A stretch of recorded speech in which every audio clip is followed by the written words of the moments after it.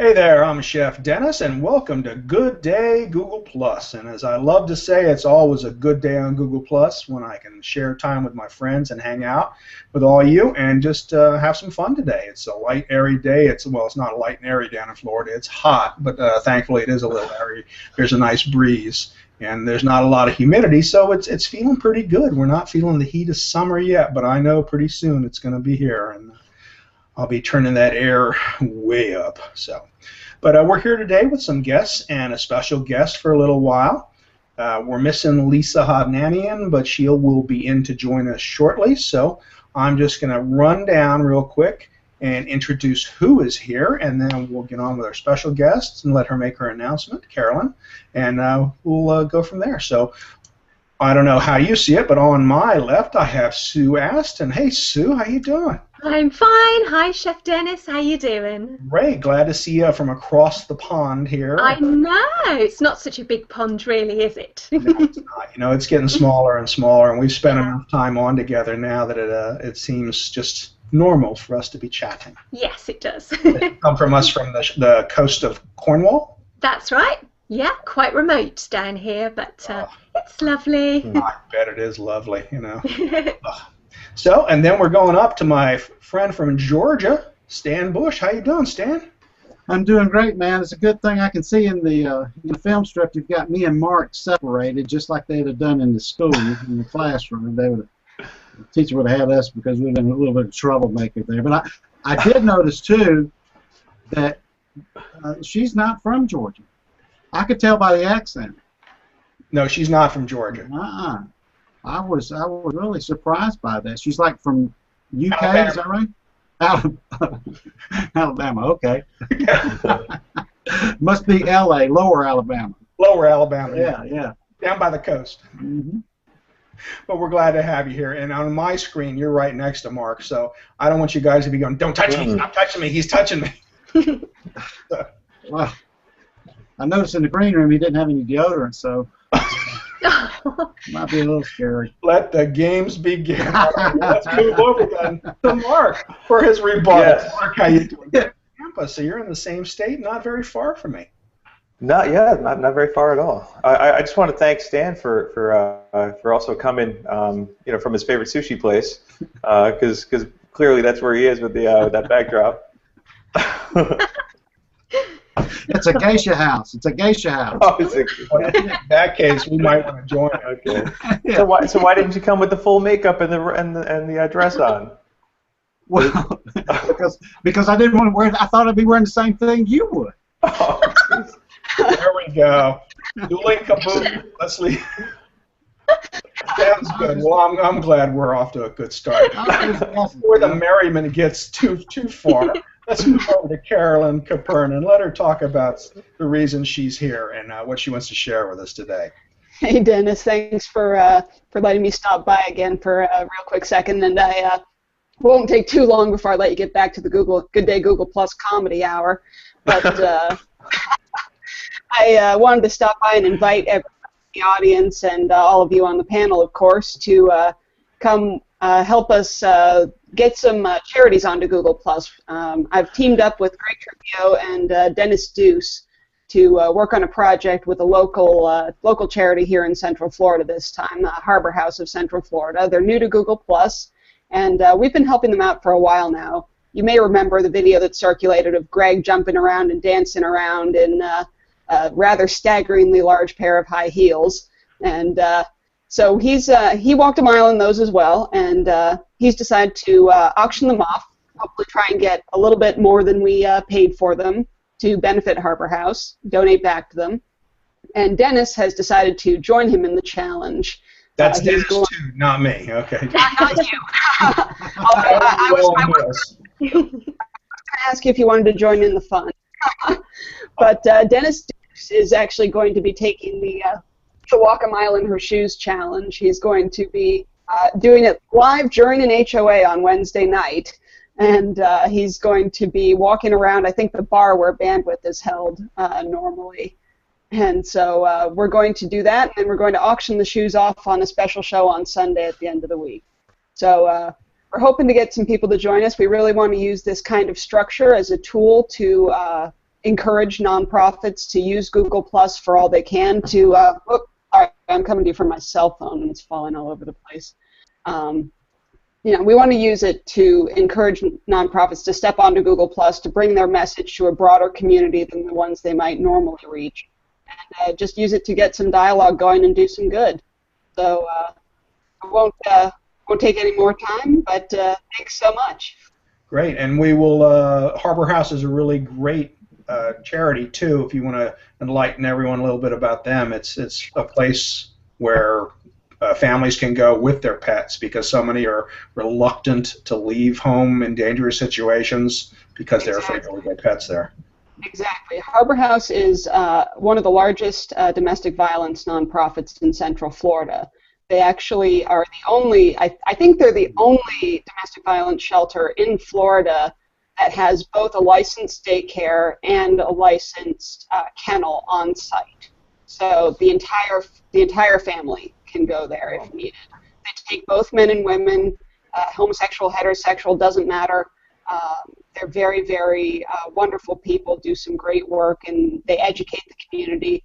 They actually created an app called the R3 app, Recognize, Response, and Refer, or Respond and Refer, to educate people on how to recognize those circumstances and react appropriately, as opposed to in a way that might actually trigger the survivor to be more likely to stay and to do what was right for them and empowering to them. So it's a remarkable organization. We've had a great time working with them. Well, good. Good to know. If you want to drop the link into the comment bar so everyone can see it, we'd appreciate that. Will do.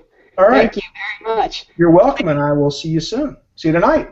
Mark, see you tonight, Dennis. Good night. All right. Bye, Bye-bye. guys. Good luck. Bye. Bye. Yeah, that is a really good cause down here, and they do a lot of good work, and we have some great people in the area working on charity. So it's always important to remember to help where you can and when you can. So let's get us started. We're still waiting for Lisa to join us. Hopefully she'll be able to, not having too many problems. But I want to get started talking to Sue. So Sue, why don't you, before the boys get carried away, for a while. Before the boys start scrapping again. So you play the violin, and Yeah, I have that's heard right. some of your music, and I listened to the one that has what is it, 1 million point some hits. Oh yes, the Homecoming. Yeah. Homecoming. Oh, Yeah. wow, just great. How did you get started in music, and was violin your first instrument? Yeah, violin was my first instrument, and my dad used to play the violin, but not professionally, just for fun, really. His dad taught him, and I was an only child and quite lonely a lot of the time. But there was always a violin sort of hanging around the house, and I used to just pick it up and play with it, really, just as if it was a toy, and that's how I really got started. And then I had violin lessons, but I just used to love doing my own thing and listening to different styles of music, and that's how I became a composer. Excellent. What is your favorite type of music to play? Well, that's a good question. I guess I like music that's classically inspired but having a really strong melody.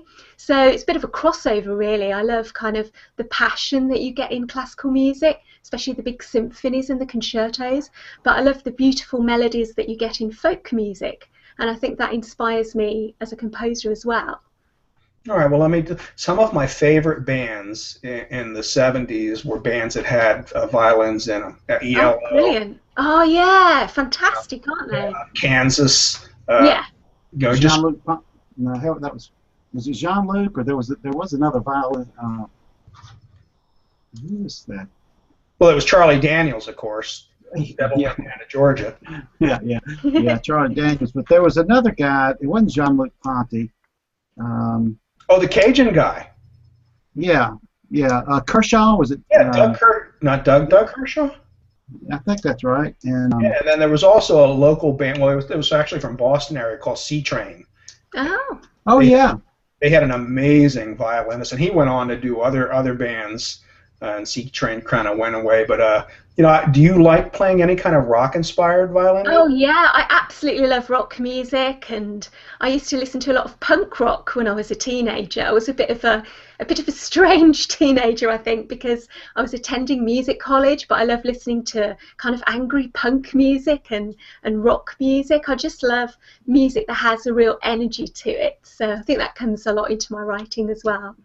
What about, when I was in Venice, I started seeing the bands that play, they're dressed up in like the era outfits, playing classical music with a twist on the electrical instruments. Have you ever seen any? Oh yeah, they're great, aren't they?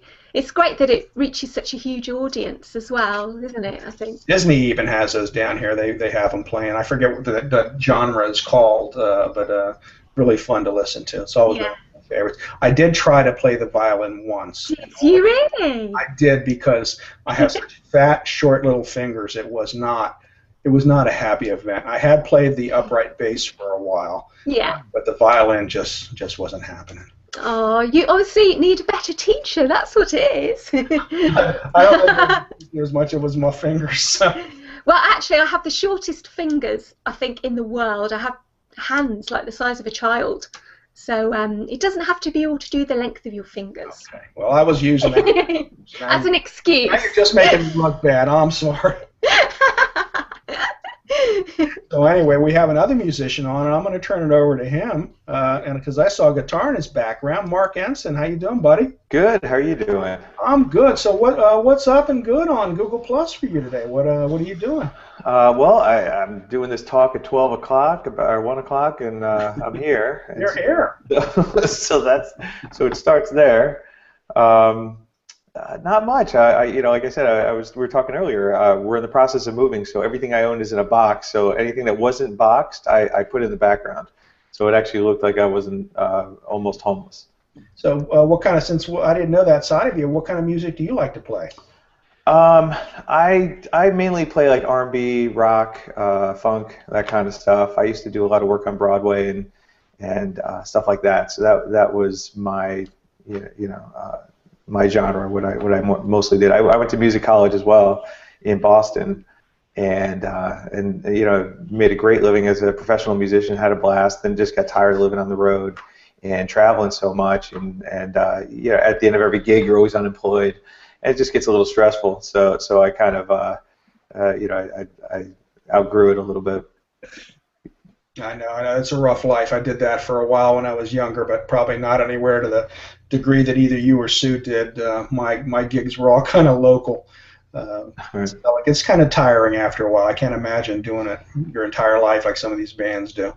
Yeah, I mean, you play the same show 8 times a week for 5, 6, 7 years, and I'd find myself I'd just be playing. Then all of a sudden I'd look up and I hadn't turned the page in 45 minutes, and like my body just took over. I just played the whole show without even realizing it. Mm-hmm. Yeah, it's like one of those when you're driving home from work and you kind of black out, and all of a sudden you're just home. You don't even remember driving there.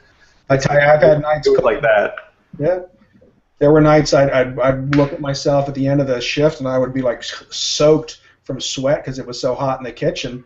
And I'd look over at the other guy working with me and says, are we done? It's just your body takes over at a point, and that's sometimes doesn't become fun anymore, and you have to reevaluate what you're doing. I hope you weren't dripping in the food, because that's pretty nasty. No, you did it right on me. No, I never. I wore a headband in those days. I actually had hair in those days too, so make sure it was out of everything.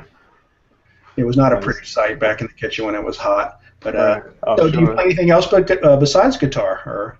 Well, I play bass, and that's about it. I mean, I suck at piano. I can play that a little bit. I play a little guitar. I suck at that too. I played a little upright. Not very well. So yeah, when I first started as a musician, I was in 3rd grade, and I wanted to play something. I wanted to play sax, and they ran out of saxophone, so they gave me a trombone. And which is not as cool as you might think it is, because nobody liked the trombone player, and so once I got old enough, I switched from trombone to piano, and I was terrible at that. And then I told my parents I want to play guitar, and they bought me a guitar, and I was terrible at that. And when I told them I wanted to play bass, they said no. And so I went out and got a job, and I saved, and I bought a bass. just and like my whole musical career is based on showing my parents up that they were wrong. Like it's there's a whole mental psychological thing that you know if they didn't say no, I probably would have sucked at that too. But I didn't have a choice. So yeah, to show them, well, you know, sometimes whatever works. Yeah, exactly. I always loved playing bass, but I could never, you know, get enough courage to make the switch, and I didn't have enough money to have both to trade everything in. Right. After I got my Les Paul, I was like, I didn't want to trade anything, and that was my baby. Even though I couldn't play it real well, it still looked really good. So.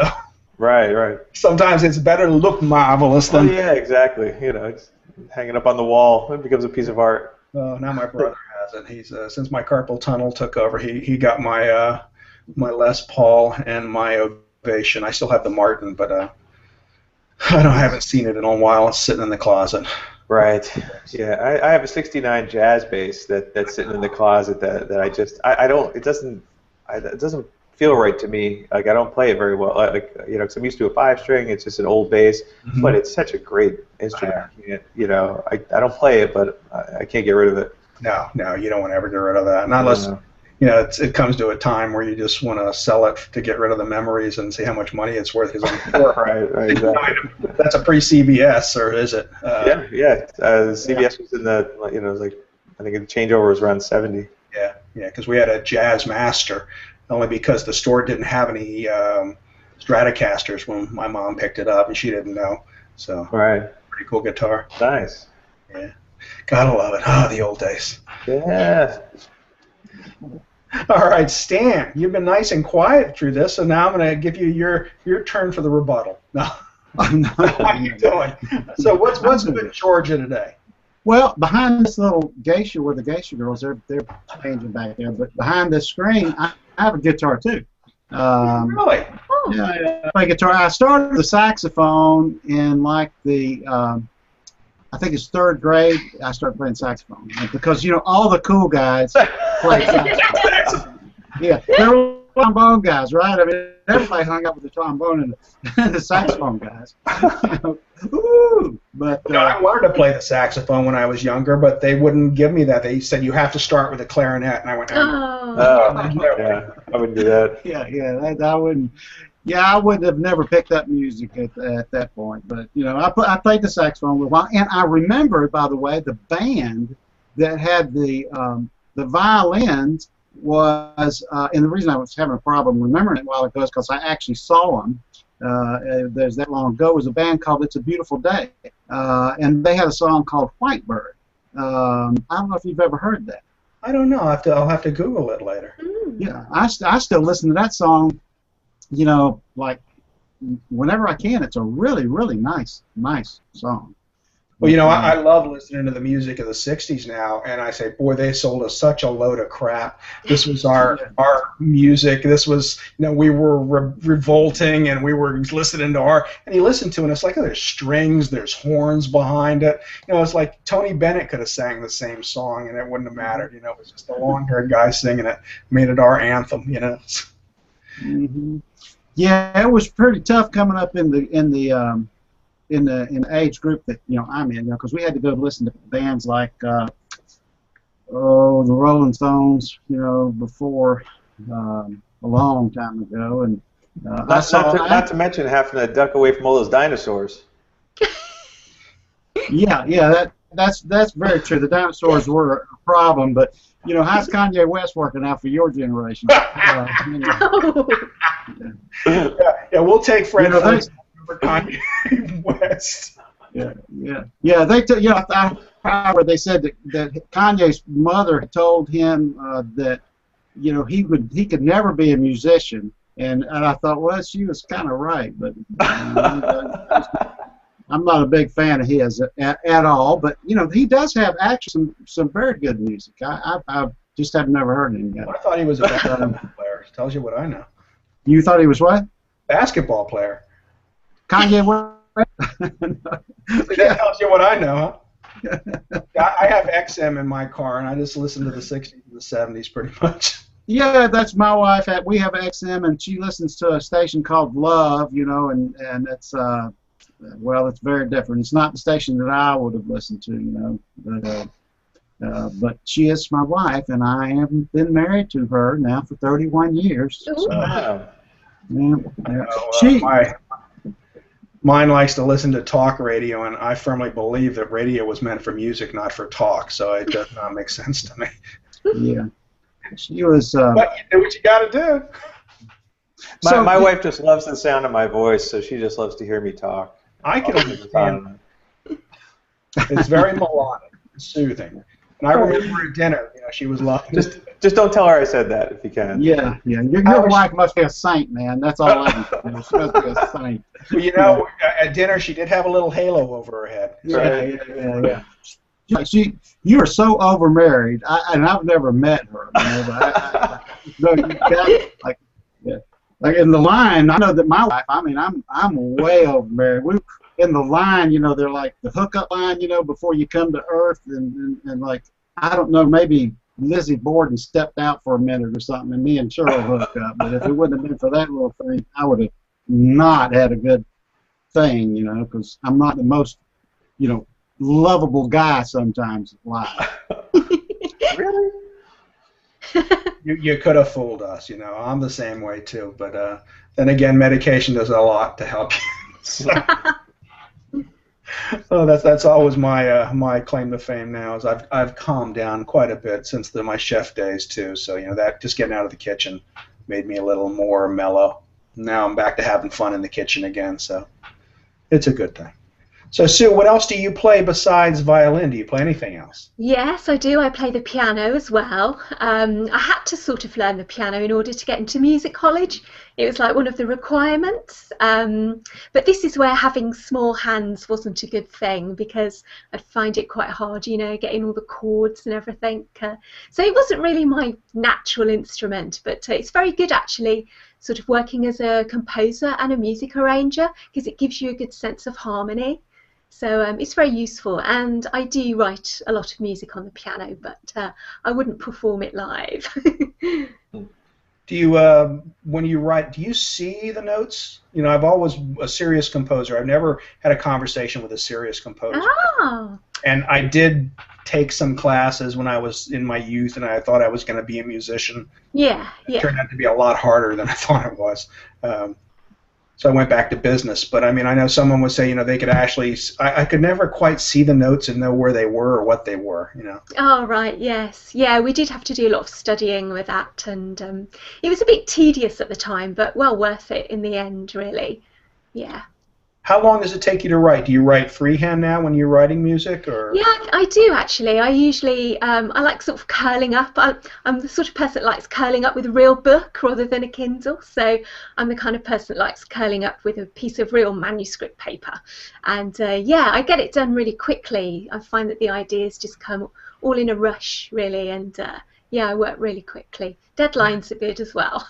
Everything you write instrumental? Pardon? You write only instrumental, or have you written any vocal? Yeah, I've written vocal stuff as well. I have a friend. She's a classically trained mezzo-soprano, but she sings a lot of jazz as well. She's a bit like me. She does lots of different styles of music, and we've worked quite a lot together. And I wrote some stuff for her on my album Between Worlds. And I've got another friend who's a singer, and she sings like a choir boy. She's got like a really high-pitched, beautiful, clear voice. So I've got both of them singing on my Between Worlds album, and it's the first time I'd really worked with singers. But yeah, loved it. Great. Now, you don't sing, though.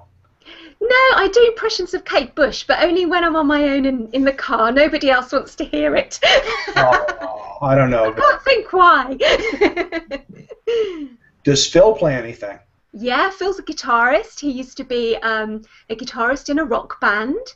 He used to have very long hair, and he actually wrote music for a film with Lindsay Wagner. Remember Lindsay Wagner, who's a bionic woman?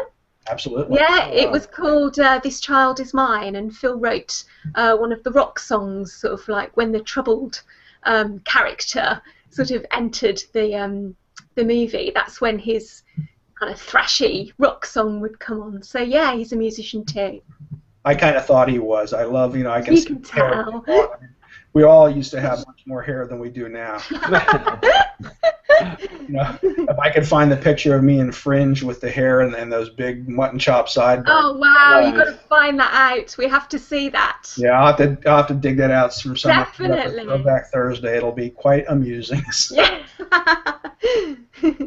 But so guys, well, you know, we got you all here. I guess Lisa's not coming in, so anything you're working on? Any projects anybody's doing? Or anything you'd like to talk about? Nah. No, nothing. That's Let's just sit here. We'll just sit here and look at each other for a second. No, actually, to her talking, that's just, ooh, I love that talk. What's that? I just love her accent. I really do. I mean, that's one of the fun parts about the hangouts on air.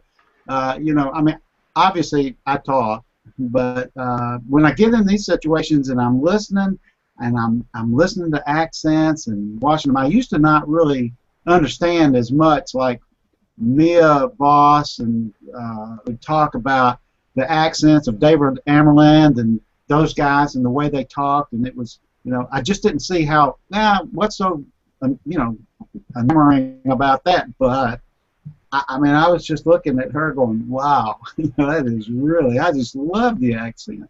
Stan's turning into a creepy old man. Wait, what do you mean? What do you mean turn in? That's right. What do you mean turn into? Well, I know I made my wife crazy. I downloaded an Irish voice for my Maps GPS, an Irish female voice. So instead of the one that comes with it, and it just makes her insane that I use that. She's not real, because she does sound really good with that accent. Except none of them can pronounce the roads right, even the American ones. So we have some fun with that. Well, let me shout out some people that are here. Scott Scowcroft is here. He's loving to meet the panel. You see people in HOAs, but get to know them on Good Day Google Plus, and that's why we're here to talk. And Luc Jawa is tuning in, if that's how you pronounce it, from Corsica, and he's saying hello to everybody. Tony Rose is here, and he was a child of the 60s just like me, and he loves 60s music. I'm telling you, I was working one day, and I said something, and one of my favorite things was not like the old days. And I was at a summer camp, and this kid that was there turned to me and he goes, "When were the old days?" I went, "The 60s," and he looked at me with all sincerity and went, "I read about those." Oh no! I'm like, oh Lord, I have really gotten old. That's bad. I know. So anyway, David Leopold is in the house, and he's interesting to listen to your music era definition, Stan Bush. We've had interesting times, haven't we? You know, that we have, or at least we think we have. Right. What we remember. Kristen Drysdale, Kanye West, and Stan Bush. She's loving that. Well, you know, I mean, my generation, right, less than 5 miles from my house was the Atlanta Pop Festival, what it was called. It was actually, you know, like the Woodstock of the era. It was the second Woodstock. There were 200,000 people here, and people like Jimi Hendrix played there. It was really, really neat. This area was where Capricorn Studios was, and Capricorn Studios was the Allman Brothers, and you know, Wet Willie and Leonard Skinner and all these guys. Well, a lot of people came in and played through here, so I really, really am proud that I had an opportunity to listen to that music. How about the Georgia Boys REM? Oh yeah, yeah, yep, yeah. They were actually a little bit behind me, but they're really pretty good too. I mean, you know, pretty good. As far as bands go, yeah, they don't. I always thought they were English. They know what they're doing. They were from Georgia. I found out. Yeah, they were out of Athens. Is where they're. Athens. There's quite a few bands coming out of Athens, including the B-52s used to play up there, and you know, bands like that. So they were an interesting group. I think the Talking Heads were from, some of them were from Athens too. Wow. Mm-hmm. I love it. There must have been something in the water down there then. I don't think it was the water. Something else. I'm pretty sure nobody I knew drank water back then. Not anybody. Oh, that could have been going. Oh, and Mark, we have a message for you from Kristen. Go to the corner. All right. Let me clear the air here. Stan is one of my favorite people online. You know, and I mean, granted, I only know about 4 or 5 people online, but he's definitely in the top 3 of those 4 people. No, I love Stan. You know, and he, you know, he plays it off like he's really cool and a tough guy, and he beats me up a little bit, but he is about as soft as they come. You know, it was last month. This was very funny. Last month, he emailed me and said, you know, I need you to go to this ice cream place and give them the password Google Plus. So I was like, and meanwhile, it's April 1st. So I was just like, nice try. No way, it's not gonna happen. I'm not gonna do it. And so, you know, like a couple days go by, and he reaches out. He's like, "Did you go?" I'm like, "Nope." You know, no, I know it's a joke. I'm not going. He's like, "I'm serious. Go to, you know, this place down the street from my house, and give him the password Google Plus." So I was like, "Fine." You know, he like wouldn't let it go. So a week later, I go with the kids, and I walk up to the window. I'm like, Google Plus? You know, I don't know. And the girl comes. She's like, "We've been waiting for you." And she comes up with and she hands me an envelope, and in the envelope is a card that said "Enjoy," and it was with a gift card for the kids for ice cream. So that was awesome. So like, you know, it's like and he's one of the few people that I just love bantering back and forth with, because he hits me 10 times harder than I can hit him. So it just makes it that much more fun. Yeah, he has a lot of fun. Out of all people on the internet that I know, Mark's one of them. I really do. See? Yeah. So actually, let me tell you how I met Mark. This is a true story. Do you know how I met him? I had a client that called me, because I do some networking stuff, you know, and I had a client that said, "Hey, the network's broken." And I said, "Well, hold on a second." I logged in. I said, "I'm logged in, and I'm looking at your machine right now. The network's not broken." I said, "Well, show me what you're trying to do." He was going to Mark's website. And really? And I said, "Well, yeah." I said, hold on a minute. Let me look this up." And I go, "You know, we got a language filter on your network," and it's like I was reading it. I was going, "What? We got this language filter, dude. You know, you're not gonna be able to go to his site." So that's how I actually, you know, met Mark. That's really funny. Yeah, because I have a potty mouth. All right. Well, I don't know, man. A potty mouth, that's yeah, maybe. But it's really good writing. I like the way he writes it. You know, anytime that Mark, turn your earphones off for a minute. Anytime I am not feeling just kind of, you know, not happy or whatever, I go to his site and I read it. You know, because he's a really good writer, and he's funny, and I enjoy it. And I look at it and I think to myself, you know, if this guy can make it, you know. No, I do stuff, and it just is like, man, this guy's really, he's a good guy. It's like the relationship between he and I know that he's really a good guy. You know, regardless of what he goes out there and says and does, and like he says, you know, plays tough and all that kind of stuff. He's a good guy. And so I never heard that story. That's a great story. Yeah, it was that. Well, that's the truth. It was like, I got a language filter on y'all's network, man. You can't get to that. You know, that's too funny. The porn sites were safe, but he couldn't go. Well, I got a big thing. My dad doesn't understand social media at all. He just does not get it. He's on Facebook, but he doesn't understand how it works. So like, so what he does is he posts replies to like what you post on his wall. So my sister and I had this great time looking at his wall like every couple of days to see, like, you know, I think this one's for you, and like we start laughing back and forth about it. And we don't tell him. We just sit back and watch. So one day I got a text message from him, and then, you know, I didn't respond. And then he posted on his wall and tagged me on it that he said, I read your tweeter today, and I think you need to start watching your language.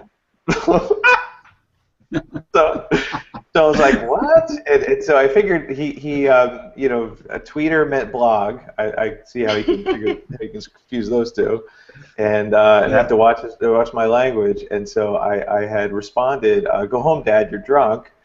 At which point on his wall on Facebook, he proceeded to just, you know, write an entire story about you know, how you know, I need to watch what I say. You know, I don't drink. You know, I got to do this. You know, and just like all of a sudden I was 13 again, and it was so funny. And my sister and I were just crying, and so my sister's responding to him and, like, you know, egging him on. It was just so much fun. No. So it was great. A commercial where the woman is posting pictures to her physical wall. She's posting them up, and she's going, I have this on my wall, and she's telling the person, and the person goes, that's not how you do it. She goes, I unfriend you. So I know that's kind of like, you know, I'm amazed that I figured any of this out. Actually, I'm quite a bit of a dinosaur myself here, but social media is really changing things. And did you guys see, someone posted, was it yesterday? My wife was playing it, and then I saw a post on it about how the internet is disconnecting us and how these social media is really making us so disconnected from each other. Oh, I don't agree with that at all. I'm sorry, I wasn't listening. No, it was about. Oh, you're too funny. Bazinga. But yeah, and I thought the same thing. I thought it was pretty much the guy was just some sour grapes or something, or maybe he isn't using Google Plus, and then someone else wrote, "Oh yeah, Google Plus isn't the answer. You know, social media is destroying us." And you know, sometimes I think I see some kids that really don't seem to want to engage in any kind of a real kind of, you know, talk, or, you know, it's all texting and all that. But I think for the most part, it's starting to really bring us together more. At least for me, it is. Yeah, I think so. It makes the world a much smaller place, doesn't it, when you can speak to people all around the world? It's amazing. I think it's a great thing. See, I kind of agree in a lot of ways with that. Not, I mean, or maybe disagree with you guys, or agree with the fact that it's actually hurting us a little bit. Because I mean, it opens up the doors to so much opportunity, you know. But aside from small pockets like meeting you guys and you know, little pockets of people that you see on Twitter, or little pockets of people that you can find on Instagram and different places, you know, everybody's running around screaming their message with their fingers in their ears, not listening to anybody.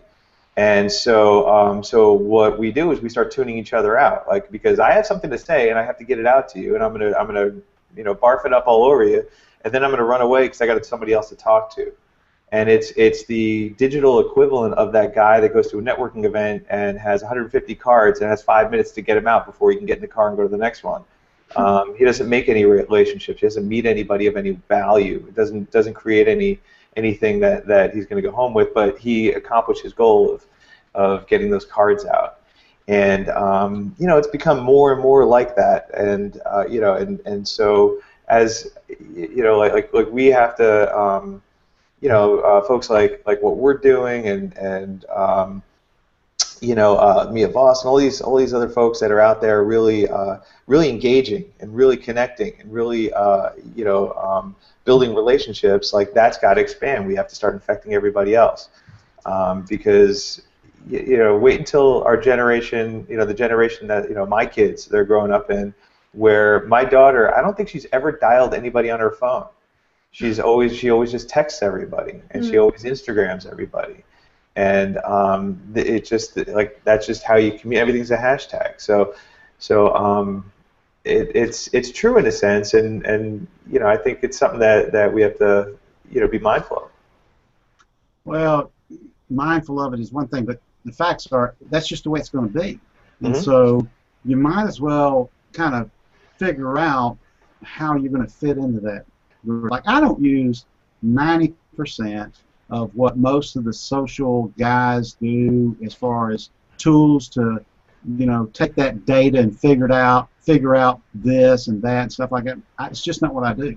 Right. But there's a real value for it.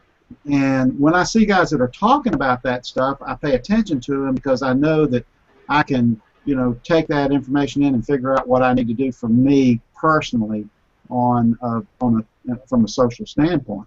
But as far as having society, making us more separated, I don't think so. I think we're getting more connected than we ever have been, and that is the thing that you're going to have to deal with, not separation, because you couldn't take, like, I was in that. Well, I'm going to drop a name here. Well, anyway, I was in a hangout the other day with Guy Kawasaki, right? And with Guy Kawasaki, right? Anyway, was that Guy Kawasaki? Who was it? Kawasaki. Yeah, that's that Apple motorcycle guy. But anyway, the way that he was describing the way that people do, I would have never had an opportunity to meet him. I would never have an opportunity to talk to him at all, or to talk with Mark, or to talk with Sue, or to talk with anybody had it not been this connectivity. Mm-hmm. So that connectivity is going to change. It doesn't. It's just going to change. That's all. And I don't think it's making them separate. I don't think it's making us separate. I think it's bringing us closer together for those that want to, that want to. Where would I have met a guy like Mark that could take those kind of hits? That's true. Here we go again. No. I'm waiting for it. Where you might. No. They have a lot of those clubs down here in Florida, I've been told. But that's yeah. So are y'all getting together tonight? Is that what I heard? We're what? Yeah, are y'all getting together? Did I hear Carolyn say? Well, actually, Carolyn and I and Greg are going out to dinner. We're going to a place called the Coop. Thanks for that, anyway. So I do want to get to Tampa, though. If we can find a restaurant, I'd love to do a show from one of the restaurants in Tampa. I was thinking we needed to get Hulk Hogan's place. That would be a perfect one to do. So we have to. I've reached out, but he doesn't answer my email. So. Right. I'm unfortunately not allowed to eat any solid food until the 15th. I got 6 more days on this stupid diet, and then that I'm good. Are you on the vodka diet? No. I'm on the Marc has a stupid idea and really needs to talk to his wife before he does something diet. He's on the I pay $1,000 I don't get this done diet. Right. You didn't see that post? What happened was I went to an event about a month ago, a couple weeks ago, and we had dinner at like 11 o'clock at night. And I woke up the next morning feeling awful, and I was just like, I gotta unload some of this like weight. I was just 15, 20 pounds overweight. So I decided I was gonna have my social media friends hold me accountable.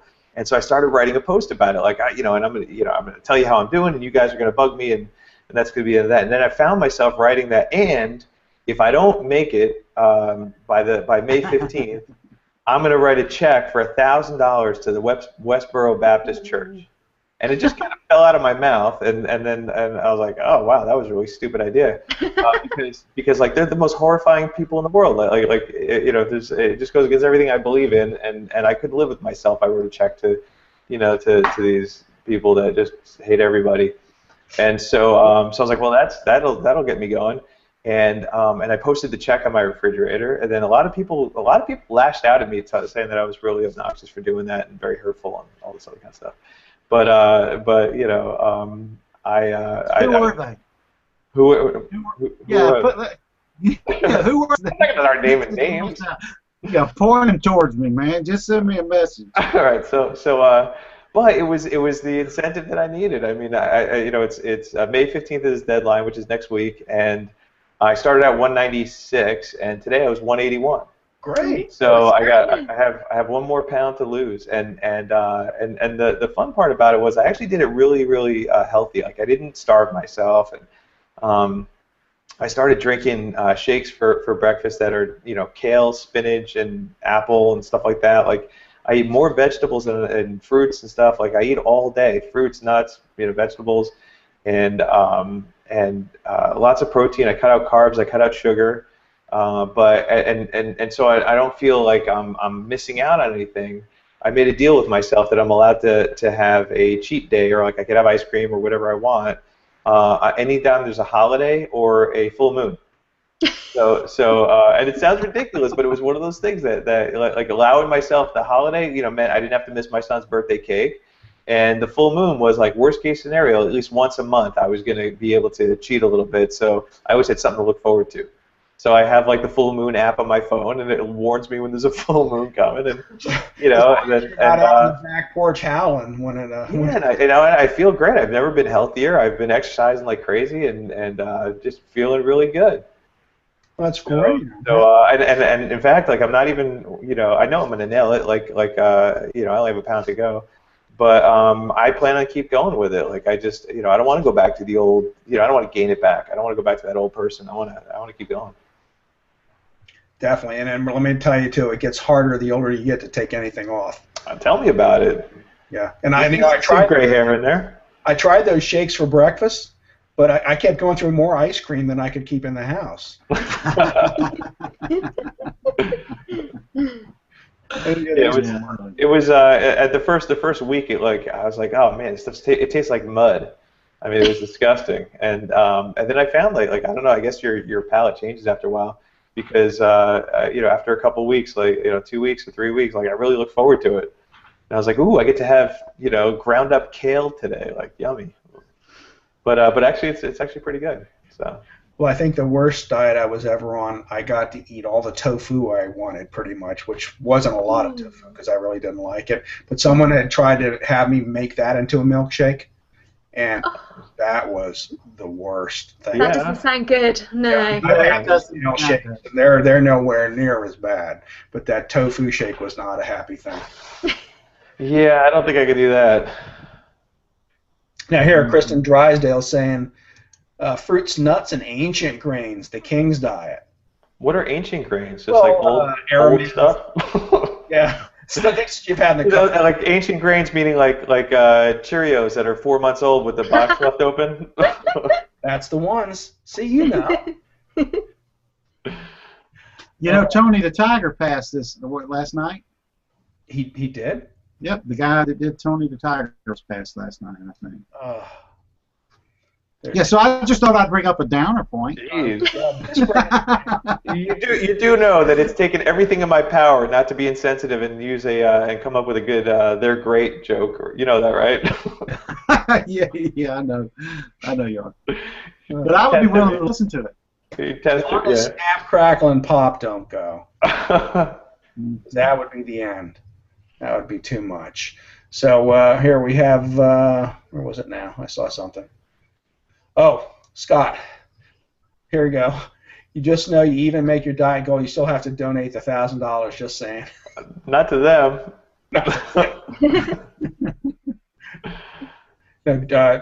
Stan, do we know any place where he can donate it $1 at a time? To the Stan Bush Foundation? Well, that actually wasn't what I was thinking, but it's close enough. So, all right, well, let's move on from there. I'm looking for any other comments. Dawn Swick is in the house, finally made it. She's saying hi to Kim Boltman. Kim Boltman's here.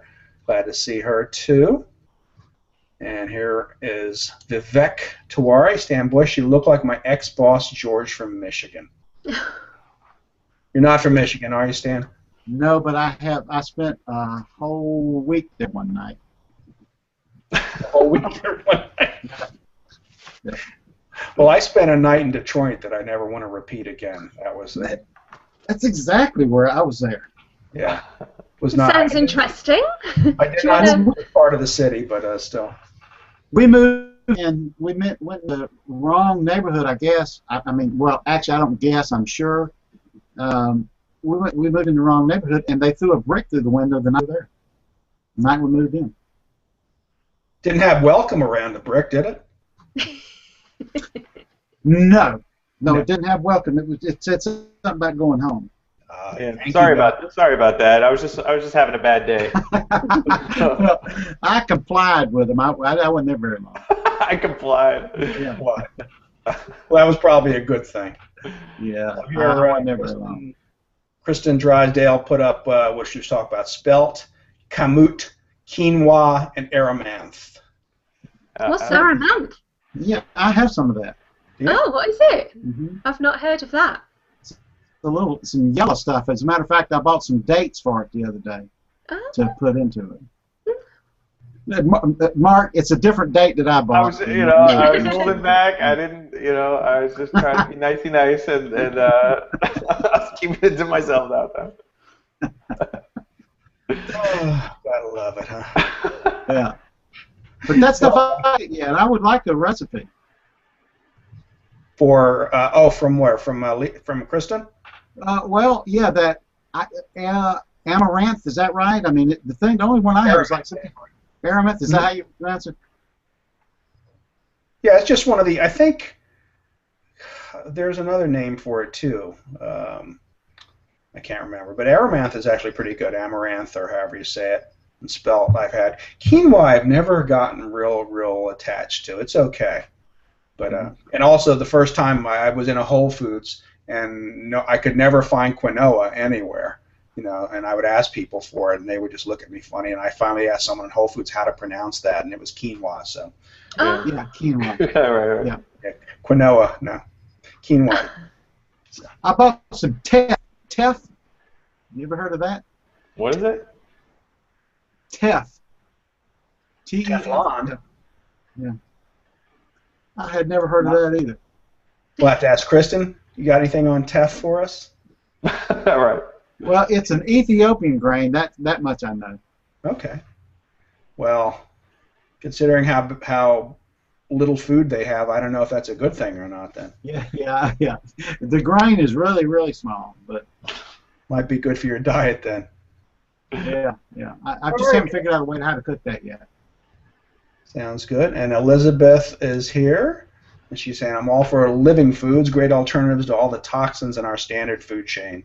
And I've actually started looking at that too myself since I came to the realization I had to do something about my diet. So I've been buying. I actually picked up some chia seeds, some organic chia seeds, and they're a thickener, and they're good to add into to anything else, baked goods and things. So I'm going to have some fun experimenting with them. And I got some coconut sugar because that's very low glycemic. So I'm going to get the challenge with all this stuff is when you go out to eat. And just trying to find something that's not terribly bland, like I'll have the plain grilled chicken and broccoli, like that, but actually to have something that's interesting or tastes good, but is follows all these different rules that you set up for yourself, or you try and eat healthy. Like that's been my biggest challenge. We'll go out and very slim as far as what is what's not loaded with fat and fried and everything else. Mm-hmm. Well, I had someone tell me, says, just because I make almost everything at home from scratch, he goes, right there, it's a good thing, because you're not buying all this prepackaged stuff with all these extra ingredients you don't need. So, that was a big point in my favor. And we really don't get out to eat very much, so I figure the times that we do, if you're going to eat some crap or junk every now and then, at least right now, I guess if I start feeling better about myself and about the diet, then I won't want to eat it.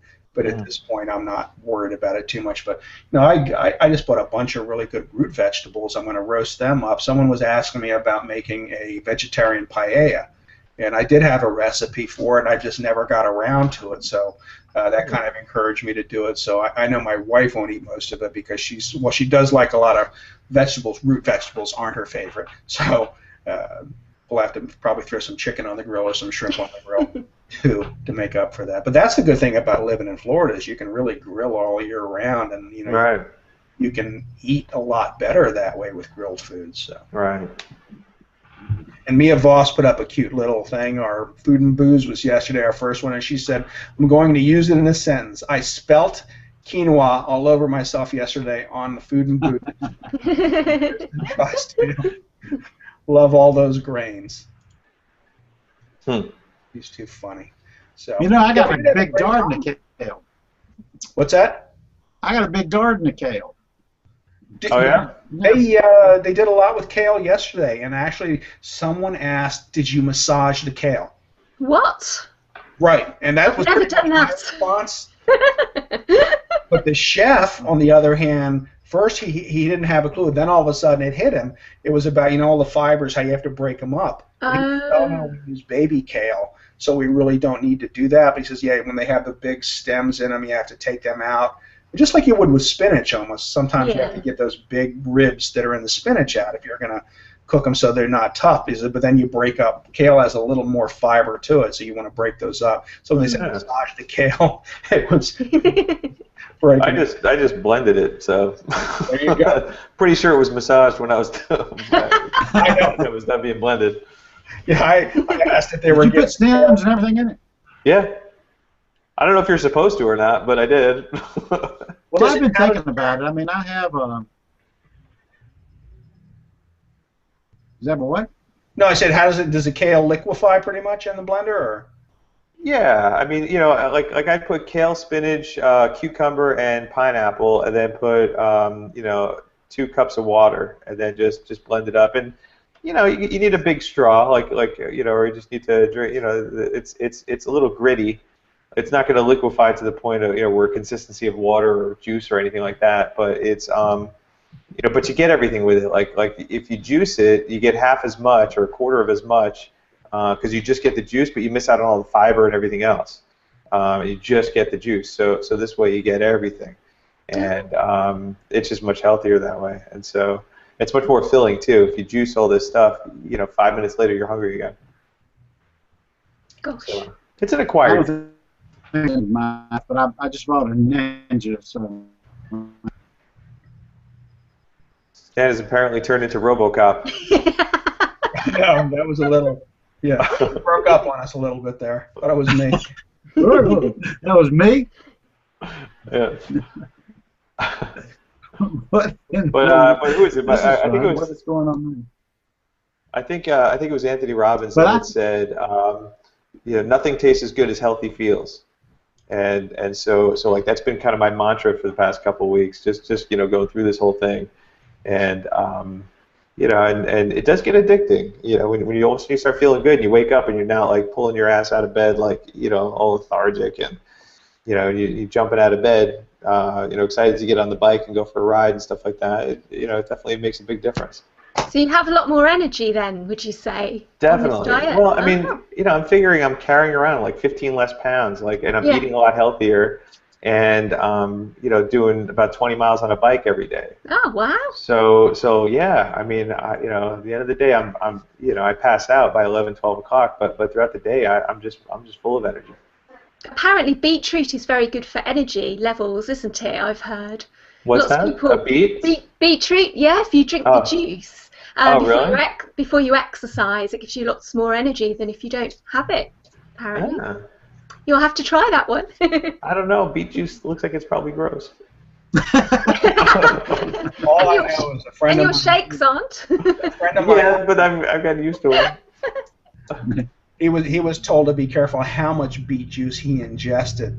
Oh. To make it low and to build up because it would affect his insides a little bit, and he didn't listen and was on the toilet most of the time. Oh no! So. Yeah. I think that falls on oversharing. Speaking of oversharing, this is going to be the death of social media. There we go. Yeah. Mia Voss said something else about it. We're talking about massaging the kale, and then it got dirty. I asked if after you massage the kale, if it got a happy end. Yeah. She's great. Oh, but I want to try that kale. I want to try that blending kale. Yeah, that's great. I love it.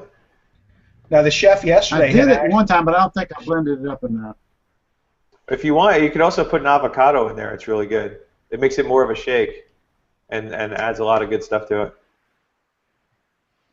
So you're having a lot of raw food, aren't you, in your diet? Do you think raw food is the key to giving you the energy? I'm not going to even pretend like I know what I'm talking about. Oh, you can just say it. But yeah, I think like about 2 meals a day I'm having raw food, and then at night, for dinner I'll have like a grilled chicken or something like that, with vegetables. If we go out to dinner, I'll get something like salmon with I don't know what is he laughing at. What are you laughing at, Stan? Well, I was listening to her, and I love accents, and I thought she said roofies. I was like, roofies? Hey, my kind of date. No, I'm just kidding. That's what I thought she said, roofies. I was like, never had anybody ask for them before, but, you know. Right. That's a good excuse. Raw food, I guess, right? Rough. Raw food, definitely. Yeah, Yeah. not roofies. Raw food. Raw food. Yes. So yeah, I guess so. I mean, I don't know how sustainable it is. At some point, I'll probably, go back to a little bit more, meal stuff like that. But Yeah. But like definitely for snacks and everything, like I've been, I'll grab a handful of carrots instead of potato chips, and like that alone, I probably lost 10 pounds, from. I mean, it's just, just eating stuff like that, when snack time rolls around. So you're not drinking either? You're not having wine or anything like that? Well, either? no, I'm still drinking wine. Those are grapes. You need to. Of course they are.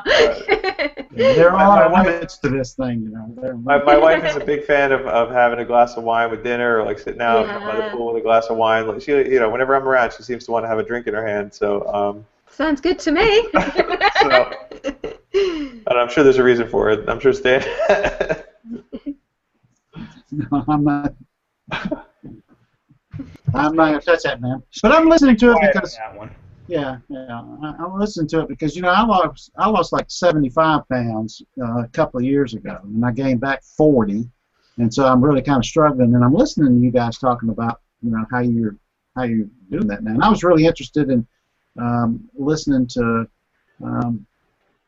I'm trying to think of who the guest was. It's Stefan's wife. What's her name? Lisa. Lisa. Yeah. I was kind of wanting to hear what she had to say today. I think you should write a check. Let's put a check on your fridge and let's do this.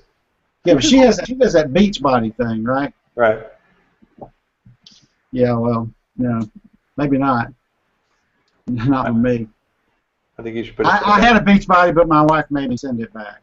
So right. couldn't keep it. But no, I did want to talk to her because that seemed like a real. I've kind of seen their program, and they have that morning shake and that kind of stuff. And I thought I might ask her a little bit about because I ran 6.5 miles this morning. And did you really? When the show is over, I'm training for a half marathon, and when the show is over, I'm actually running to a network job that's about 4.5 miles away from here. I got a shirt on, there's shorts on the bottom, Mia, and so that's, I exercise, I probably run 25 to 30 miles a week, every week. Wow. That's pretty good, actually. I can't run, I'm a terrible runner. I can't run at all. Yeah. No. Yeah, I was good at it. I just said I do run, but Guess it helps to have somebody chasing you. Yeah, it does. It does. Or to have something to run towards too. But the ice cream truck gets tired of running with me when I used to run, so they don't want to do that anymore. Stop too many times.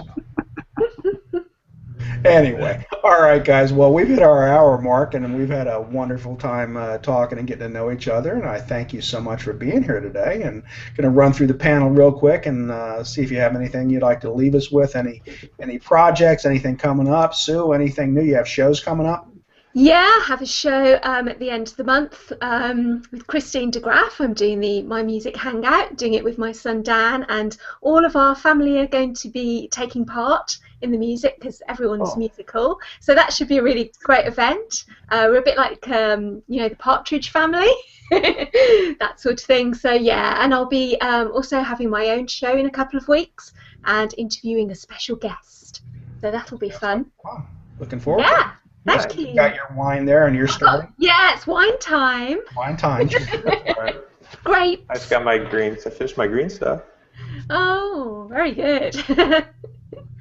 All right, Stan. Any shows coming up? Any projects? Anything you'd like to share with us? Yeah, there's a lot of shows coming up. There's a lot of things that we're doing. The Plus Your Business team is where a lot of my focus is going right now with Martin Shervington and that group over there, which is really a lot of fun. And Christine Drysdale, I'm working with her on some things. She's a VA for us, and I see her a comment about no roofies allowed on dates. I get it, but you know, I've got projects going on. I mean, one of the things that I think I have to, you know, what do I do? Somebody asked me what I do. What I do is I do what I love. You know, and so if I get up in the morning, I feel like going and working on a network, that's what I do. And if I feel like going somewhere and working on a website, I do that. And if it's something to do with, you know, music, I go do that. There's a big group of us over here that get together and play music. And so that's why I work, and that's what makes me happy, is to be able to help you. So if anybody's got anything out there that they need help with, just, you know, ask Mark to write me a check. And you know, just you know, send me a message or something, and I'll be glad to help anybody with anything, because that's really what I love, and it's what makes me happy. Sounds good. Thanks for sharing it. Mark, anything you'd like to leave us with? Any projects? Any shows?